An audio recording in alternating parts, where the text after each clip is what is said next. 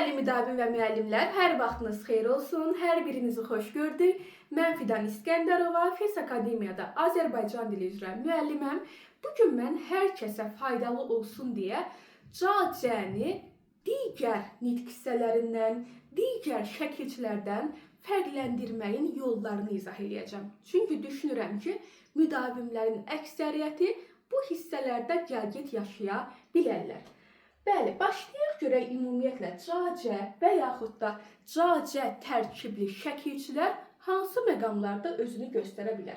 Birincisi buradan başlayaq. Ca-cə həm zərf düzəldə bilər, bax zərf düzəldə bilər. Həm isim düzəldə bilər.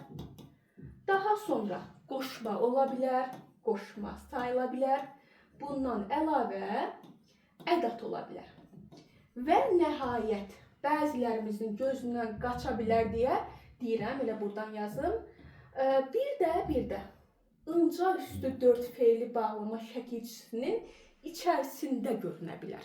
Niyə bəs canla ıncanı bir yerə yazdım? Əslində eyni şəkilçi deyil. Çünki ıncanın tərkibində də ca varsa, biz tez tələsik ona çaşıb başqa məqam kimi baxmayaq deyə indidən yazdım. Yəni ca nəyin tərkibində ola bilər, nəyindən səhv sala bilərəm, hər şeyi ekranda qeyd elədik. Ümumiyyətlə, istər ca-cənin fərqlənməsi olsun, istər başqa mövzunun başqa şəkilçisi olsun, fərq etməz. Siz mütləq şəkildə həmişə ən asanlardan başlayın ki, sizə daha çox motivasiya versin həmin sual tipi. Məsələn, ekranda 5 ədəd problem yazmışam. Birinci gəlin buradan başlayaq. Ca nə vaxt zərf düzəldir? Bunun bir cavabı var. Ca dil bildirən söz düzəltsə zərf olar. Məsələn, almanca, fransızca, italyanca, rusca, ingiliscə və s. Deməli, səndən soruşsalar ki, ca-cənin zərf mövqeyində olduğu variantı tapa bilərsənmi? De ki, bəli, əlbəttə tapa bilərəm, çünki bunun bir mənalı olaraq cavabı odur ki, ancaq dil bildirməlidir. Bəziləri məhz bu qaydada nəyi çaşdırırlar? Deyirlər ki, astaca danışdım, yavaşca gedirəm, bu tiplərdə də ca-cə zərf düzəldib. Xeyr, əsla. Ca-cə yavaşca, astaca sözlərində olan ca-cə ədatdır. Yəni, biri var mən yavaş zərfinə ca ədatını artırım, biri də var deyirəm ki, rusca danışıram. Hansında zərf düzəltdim? Əlbəttə ki, rusca sözündə. Amma yavaşca danışıram tipli nümunələrdə yadda saxlayın, zərf düzəlməyib. Elə onun kökü zərfdir. Yavaş zərfinə ca ədatı artırılıb. Yəni, nəticə etibarilə yadda saxlayın. Biri var zərfə ədat qoşmaq. O zaman astaca, yavaşca deyə bilərəm. Biri də var ki, zərf düzəltmək. Məndən əgər soruşurlar ki, ca-cə nə vaxt, hansı variantda zərf olub, bil ki, bunun cavabı ancaq dil bildirən sözləri tapmaqla ortaya çıxacaq. Əla, bu getdi zərf. Və təbii ki, bilirik də, zərf düzəldəndə avtomatik zərfin sualına cavab verəcək. Elə oradan da biləcəm ki, burada bəli, almanca, fransızca tipli sözlər zərf düzəldib. Ay müəllim, başqa bir şey düzəldə bilərmi ca-cə zərf olaraq? Xeyr, əsla. Ancaq dil bildirən söz düzəltməlidir. Digər növbəti əsas məqamlardan biri ca-cə həm də isim düzəldə bilər. Məsələn, əyləncə mərkəzi, düşüncə tərzi tiplərində ca-cə isim düzəldib. Elə ikisi lap yerinə düşdü dalbadal yazmağımızın. Gördük ki, həm zərf düzəldir, həm də isim düzəldir. Yəni, həm zərf şəkilçisi, həm də isim şəkilçisi olaraq leksikdir. Bunları bir-birindən fərqləndirməyin bir yolu var. Zərfin sualına cavab verərsə zərf düzəldib, almanca nə tərzdə, necə, nə vəziyyətdə. İsmin sualına cavab verəndə isə isim düzəldir. Nə düşüncə, nə əyləncə və s. Əlasız qaldı digər problemlər. Nə vaxt qoşmadır, nə vaxt ədatdır, nə vaxt da ıncanın tərkibindədir. Başlayaq. İlk olaraq qoşmadan başlayaq. Qoşmanın iki məna növündə də var. Problemin üzərinə problem. Elə bil ki, bir növdə deyil. Qoşma olaraq iki müxtəlif məna növündədir ca-cə. Bir bənzətmə bildirən qoşmada var. Bir də birgəlik vasitə bildirən qoşmalarda olacaq.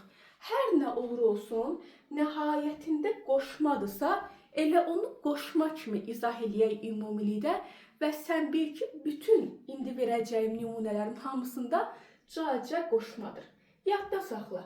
Qoşma olaraq görə, qədər, ilə. Üçündən biri ilə əvəz olunmalıdır. Hansı nümunədə canı görə, qədər, ilə əvəz edirsənsə, mütləq şəkildə o qoşmadır. Gəl nümunə deyək. Məsələn, ismin quruluşca 3 növü var. İsmin quruluşuna görə 3 növü var. Deməli, mən canı, həmin canı görə ilə əvəz elədimsə qoşmadır. Bundan qoşma bitmir. Qədərlə də əlavə eləyəndə qoşmadır. Məsələn, dəryaca dərdim var, dərya qədər dərdim var. Qədərlə də əvəz olunanda calara qoşma deyirsən. Və nəhayət, ilə ilə də əvəz olunanda qoşmadır. Məsələn, deyirəm ki, arxamca danışma, daha sonra ardımca gəl. Buradakı calar qoşmadır. Sən fikir verdin, üçü ilə də eyni vaxtda əvəzlənmir. Məsələn, dəryaca borcum var, dərya görə borcum var deyə bilmirəm, dərya ilə borcum var deyə bilmirəm. Yəni, üçü ilə də eyni vaxtda əvəzləməni düşünmə. O səbəbdən də ayrı-ayrı yanaş. Görə ilə də əvəz olunsa qoşmadır, qədərlə də əvəz olunsa, ilə də əvəz olunsa, hamısında qoşma sayılır. Əla, məncə zərfi tanıdırsa, ismi, qoşmanı tanıdırsa, ya deyin yerdə qalanlar, tanımadıqlarınız ədat sayılır, ya da gəlin bunun da asan versiyasını deyək. Yadda saxlayın, c hansı sözdən ayrılırsa və yerini nə ilənsə əvəz eləməyə məcburiyyətimiz yoxdursa, bütün məqamlarda ədat sayılır. Məsələn, deyirəm ki, qızımın bircə yaşı var, deməli 1 yaşı var, çıxartdın və yerini nə ilənsə doldurmağa ehtiyac duymadın. Bu tip bütün məqamlarda c ədatdır. Məsələn, bayaq dedik, yavaşca danış, yavaş danış. Canı çıxartdınsa ədatdır. İnan ki, başqa heç bir zərfdə olsun, isim olsun, qoşma olsun, heç bir məqamda canı uzaqlaşdıra bilməyəcəksən. Uzaqlaşdırarsan, gərək nə ilənsə əvəz eləyəsən deyə görəsən ki, orada nə var, nə yoxdur. Məhz ca ədatı funksiyasında qətiyyən canı yerindən, belə deyək, çıxaranda yerinə bir şey qoymağa ehtiyac duymayacaqsan. Elə bu məqamlarda da ədat sayılır. İndi gəl baxaq ıncanın tərkibindəki caya. Baxaq, məsələn, belə bir nümunə yazıram sizlərə. Doyunca, bir də yazıram boyunca. İlk olaraq sualı sizlərə verirəm. Hər ikisində tip olaraq ınca var. Birincisi, ınca nə şəkilçisidir? Cavab olaraq alıram ki, qrammatik şəkilçi olaraq feili bağlamadır. Razıyam. Hansında feili bağlamadır, hansında mənsubiyyət, üstəgəl, ca qoşması var. Yadda saxla, feili bağlama olanda feilə qoşulur. Düzdür də, feili bağlamada feilə qoşulur. Sən burada deyə bilmərsən feili bağlama var, çünki bu feilə qoşulmuyub. Bizim ixtiyarımız varmı ki, məsdər, feili sifət, feili bağlama zənn etdiyimiz şəkilçini adlara qoşaq? Xeyr, onların yeri yurdu bəllidir, onlar ancaq feilə qoşulmalıdır. Deməli, qısa və konkret. Bu qaydanı yadda saxla ki, ınca, incə, unca, üncə tiplər feilin üzərində olarsa 100% nədir? Feili bağlama şəkilçisi. Yox, əgər feilin üzərində deyilsə, məsələn, boyunca, ardınca, bu tiplərdədirsə, yəni adların üzərindədirsə ınca tiplər, bil ki, orada bir əmma var. Orada sən demə, mənsubiyyət üstəgəl qoşmanın qarışığı var. Deməli, doyunca feilə qoşulan şəkilçi var deyə buna feili bağlama deyirik. Boyunca və ardınca sözlərində kökdə feil yoxdur deyə biz tələsib ıncalara burada feili bağlama deyə bilmərik. Bəs nə deyirik? Yol boyu ilə, ardı ilə. Bayaq demişdik axı, ca nə vaxt qoşmadır? ilə, görə, qədər bunlardan biri ilə əvəz olunanda.